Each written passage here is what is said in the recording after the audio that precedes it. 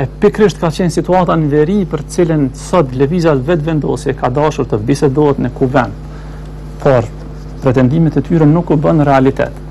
Unë për këtë dhe shumë tema tjera që ndodhen sot do të bisedoj me mësafirin tim që është deputeti i kuvend Kosovës nga lëvizja vetë vendosje Libon Aliu. Mirë Roma dhe mirë se erdhët.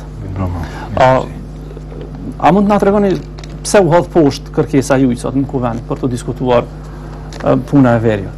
Ne sot deshtëm që duke u bazuar në rregullor në kuvend nenin 49 ta trajtojmë çështjen e veriut si çështje urgjente, meqense se gjatë kohës apo mbahej seanca në veri kishte eskalim të dhunës, respektivisht pati ndërhyrje të njësisë Rasul dhe pasaj tërheqje po ashtu të këtij njësiti,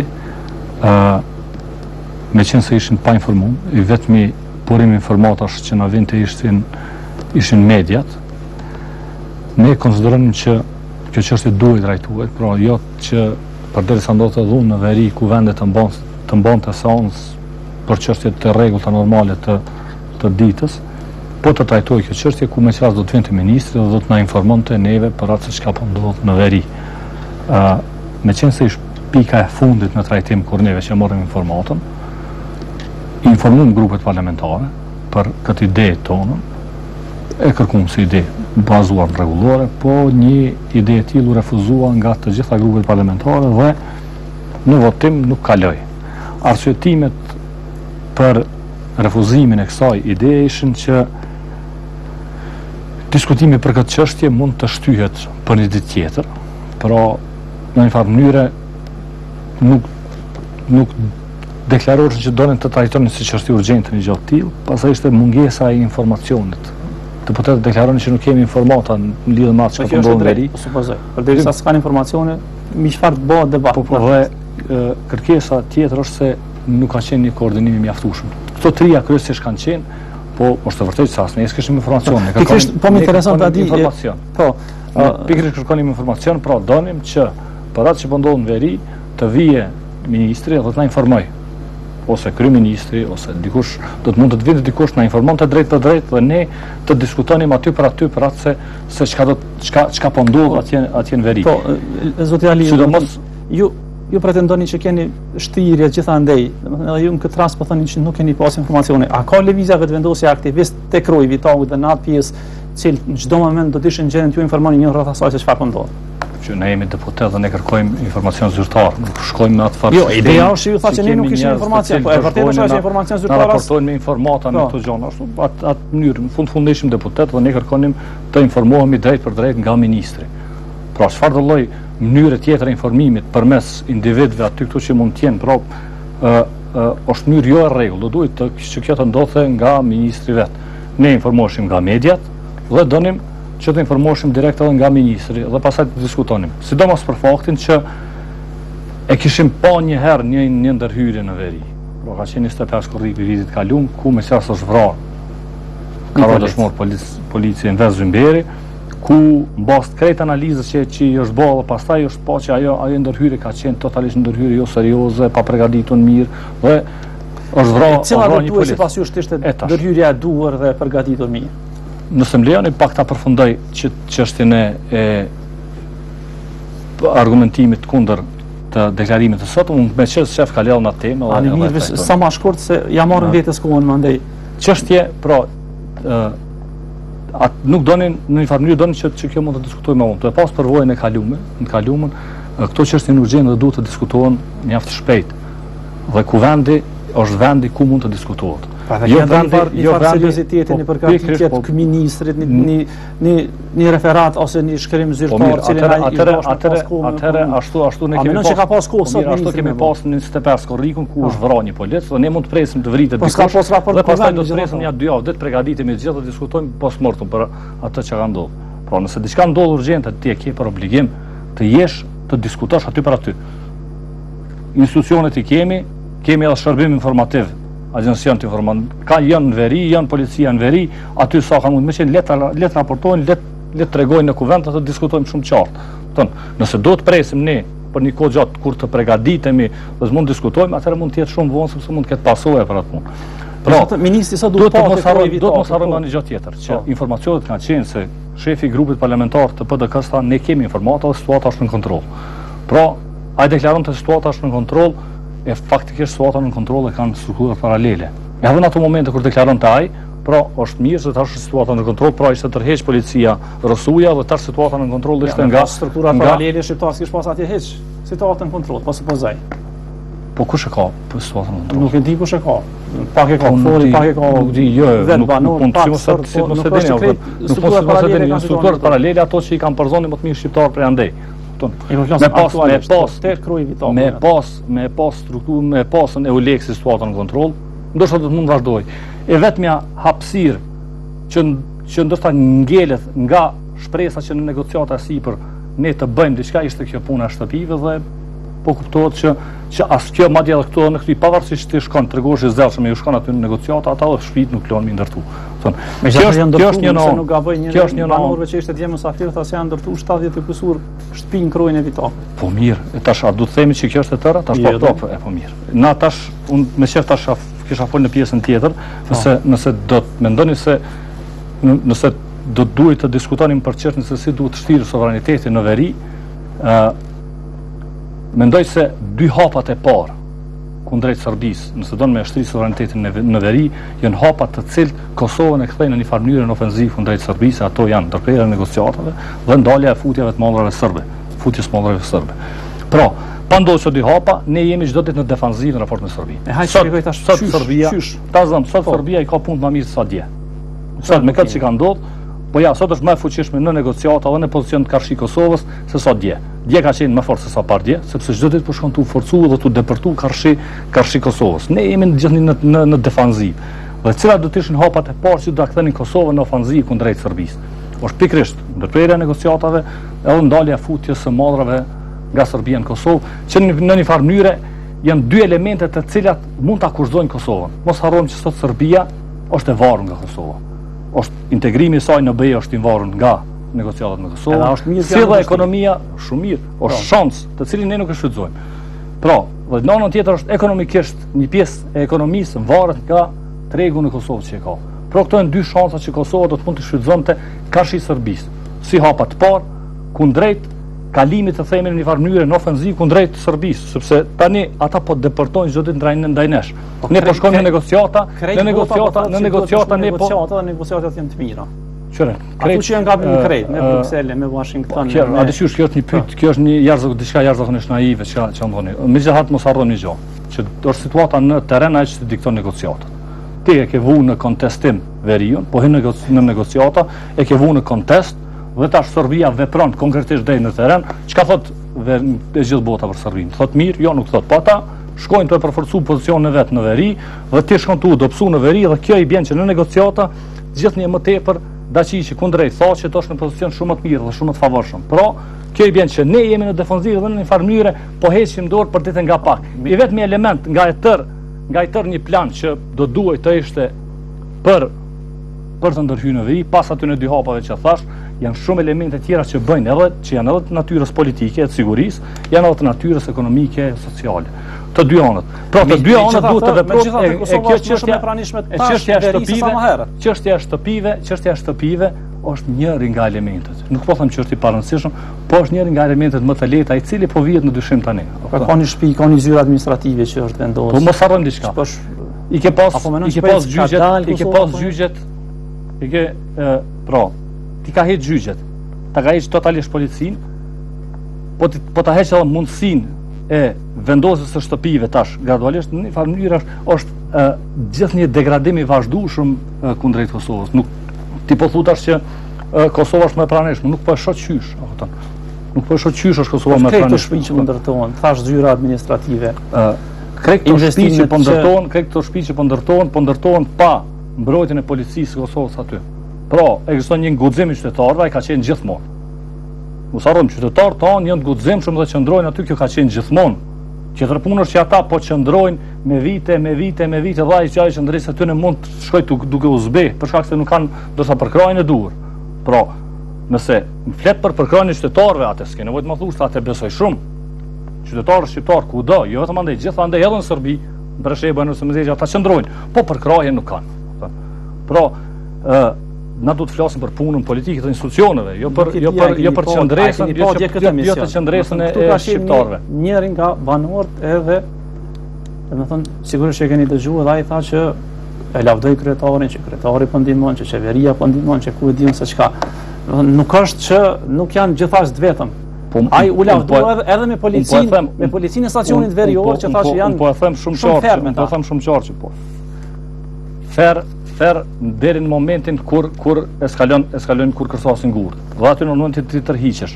Pra, në situatën e qita shkojnë vëzhgojnë, çka nuk kupton kjo, polici qenë ka fer sepse shkon dhe shet ata të gjithë shkon e vëzhgon. Ai e pa të pjesën tjetër që tha, un miku vjen në sorb edhe na shkon. Çu fletaja, kupton.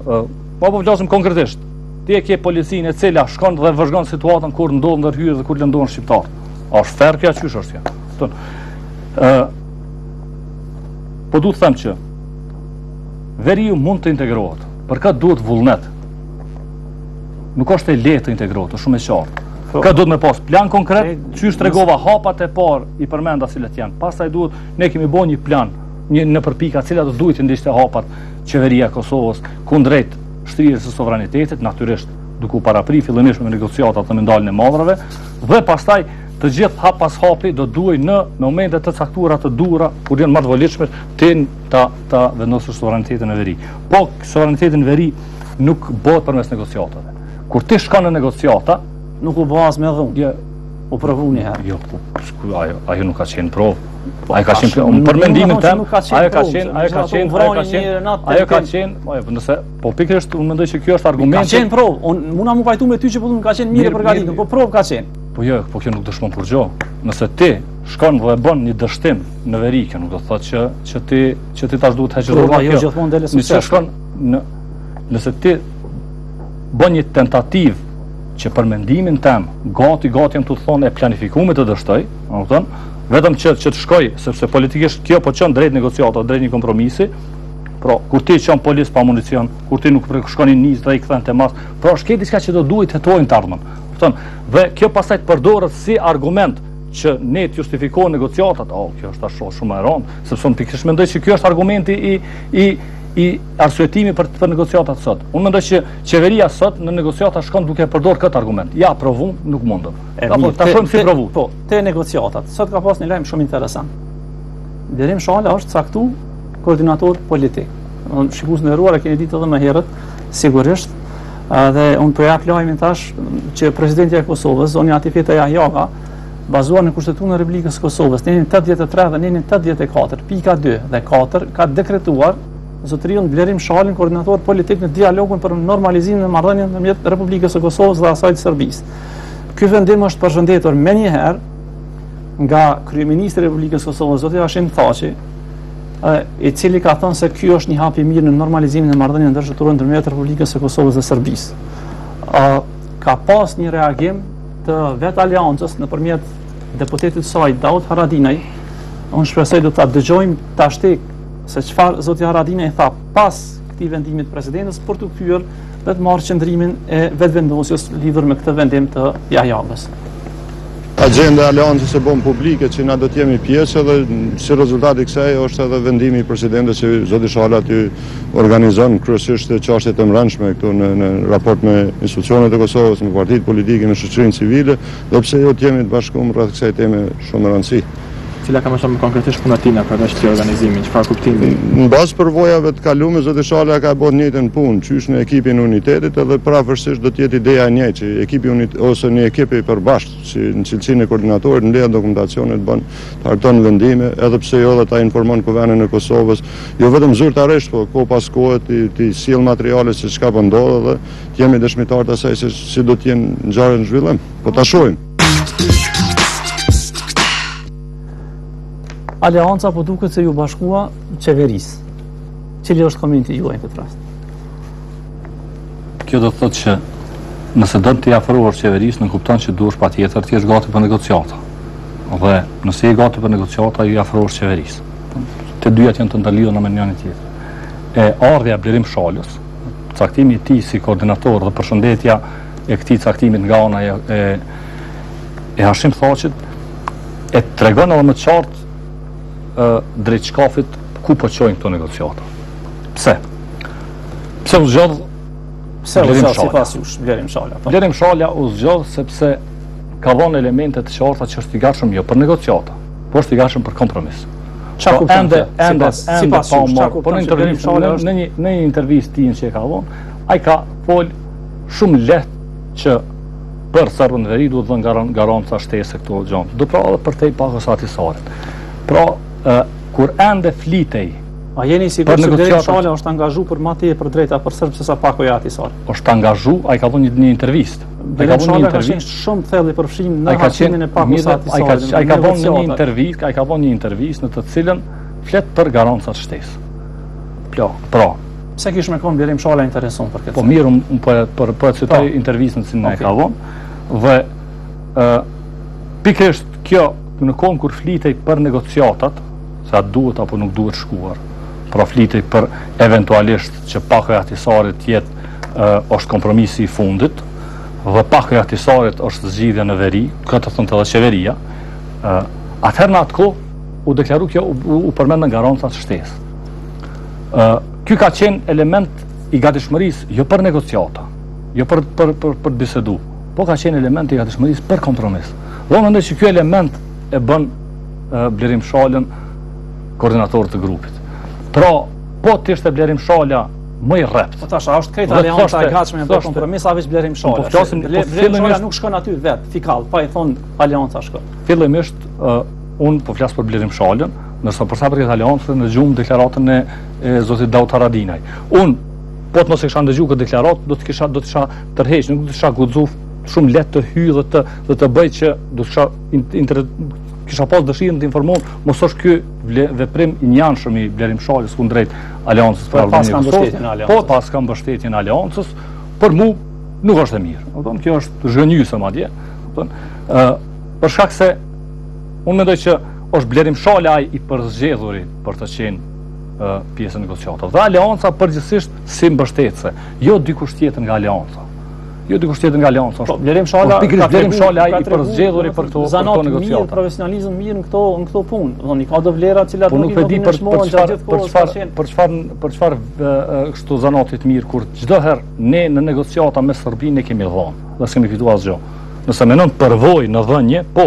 Nëse mendon, jo, atë kemi ato se kemi fituar prej pavarësisë.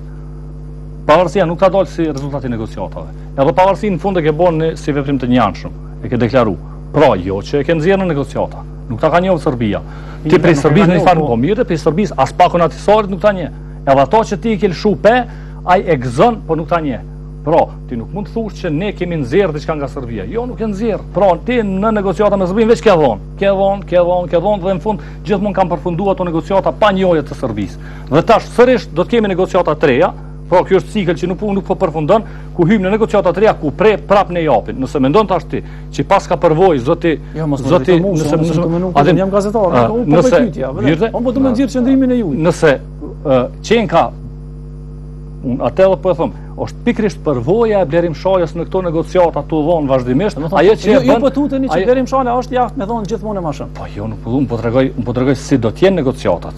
Pra, zgjedhja e Blerim Shalës, njeriu me përvojë në dhënje në negociata e bën prap koordinator të grupit sepse do të ketë prap negociata të tilla ku do të jepet diçka, nuk do të fitohet asgjë. Mirë, ta ndjekim ka pas një reagim edhe të Aleancës për ardhmërinë e Kosovës pas të vendimit të presidentës. Ma merr mendja që shefi i grupit parlamentar të kësaj partie, pra Lidhjes Demokratike të Kosovës, Kuvendi i Kosovës, Ismet Beqiri, ka diçka për të thënë rreth këtij vendimi të Jahjavës. Le ta ndjekim dhe kthehemi prap shkurt me mysafirin tim. Ne kemi thonë vazhdimisht në jemi që bisedimet i udhëheqin institucionet tona, që në këtë rast është obligua kryeministri me rezolutë që ai të zhvillojë këto bisedime politike. Tash koordinator politik, unë nuk di, mos po e lën zotin thotë që pa punë tash zoti Shala, nuk dëshiroj me hi ma tej. As pro as kundër, pak ka ju, pak ka qeveria. LDK-ja. Nuk mendoj që është asanes, ka vrejtje në Blerim Shalën, jo në negociatat. Pra, kjo është vrejtje teknike në këtë rast. Pra, sipas LDK-s do duhet dikush tjetër të ishte në vend të Blerim Shalës. për neve kjo nuk ka shumë rëndësi. Për juve nuk duhet të ekzistonte nik si posti, koordinator. Për neve parim nuk duhet të ketë negociata fare. E tash, Blerim Shala është ai i cili e përcakton fytyrën e negociatave. Po, unë veç duhet, domethënë për mos i mbetur bashk shikuesve, ne kemi ftuar Blerim Shalën që të vijë këtu edhe të shpjegoj gjithçka që ka mundur të shpjegoj rreth i emërimi, por ai ka thënë se nuk mundet. Domethënë ne i kemi dalë borxhit atij dhe ka premtuar se do të vijë një herë tjetër. Po, ardhja e Blerim Shalës vetëm e përcakton karakterin e negociatave, asgjë tjetër. Nëse ne duam të dimë çfarë negociata kemi, bëjmë një krahasim me atyre deri tash dhe shohim që kemi dhënë dhe kush që ka njeriu me përvojë atyre negociata, pra Blerim Shala dhe po vazhdon i njëjti avaz si deri dje. Po mbetet zoti Aliu mbetet shihet çfarë do të ndodhë. Jo në elemente tjera, mos harrojmë, në shumë shkrime zinxhir të Blerim Shalës para se të zgjidhet koordinator. Blerim Shala ka shkruar me që ato edhe para se Kosova të shpallet pavarësi, mandej Kosova shpall pavarësi. Shkrime zinxhiri fundi ka të bëjë me negociatat, ka të bëj me në përgjithsisht me distancim kështu të qartë nga ideja e bashkimit kombëtar, ta zëm në një deklarim ku ai thotë ne nuk e shohim pavarësinë si një stacion drejt bashkimit kombëtar. Pra kjo është diçka. Po të gjitha këto duhet me rikonfirmuar edhe një herë para se me shkuar në negociata. Duhet të rikonfirmohesh prapë. Pra ke mujt me pas përvojë kaluar. Zoti Aliu, falenderoj jashtëzakonisht shumë për kontributin tuaj.